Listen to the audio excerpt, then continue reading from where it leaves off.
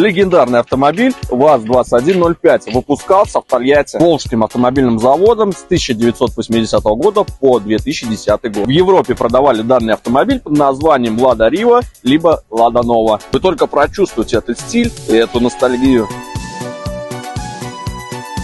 Всего было выпущено более 2 миллионов автомобилей всех модификаций. Печка греет настолько сильно, будто сама преисподня открыла ворота, поэтому вы 100% не замерзнете зимой.